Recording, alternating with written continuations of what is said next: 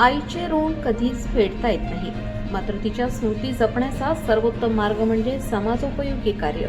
या भावनेतून जिल्हा परिषद शाळा देवगडचे माजी विद्यार्थी तथा पुणे येथील IT अभियंता श्री आशिष रतिलाल जैन यांनी त्यांच्या मातोश्री कैलासवासी पुष्पाताई रतिलाल जैन यांच्या उत्तरकार्य स्मृतिप्रित्यर्थ मंगळवार दिनांक 14 जुलै 2026 रोजी 3 जिल्हा परिषद शाळांमधील विद्यार्थ्यांना मोफत शैक्षणिक साहित्याचे वाटप करून प्रेरणादायी सामाजिक उपक्रम राबवला.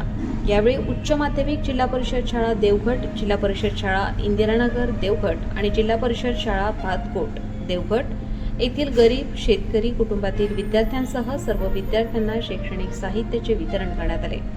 इयत्ता पहिली व दुसरीच्या 98 विद्यार्थ्यांना 98 पाट्या तर इयत्ता तिसरी ते 10वीच्या 355 विद्यार्थ्यांना 355 वह्यांचे मोफत वाटप करण्यात आले.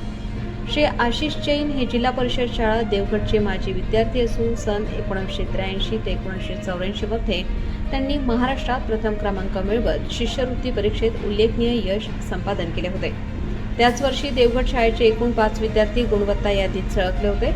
त्यांचे वडील श्री रतिलाल शिवलाल जैन सेवानिवृत्त शिक्षण विस्तार अधिकारी यांनी देवगड शाळेत इंग्रजी विषयाचे पदवीधर शिक्षक म्हणून सेवा बजावत अनेक विद्यार्थ्यांना घडवण्यात मोलाचे योगदान दिले.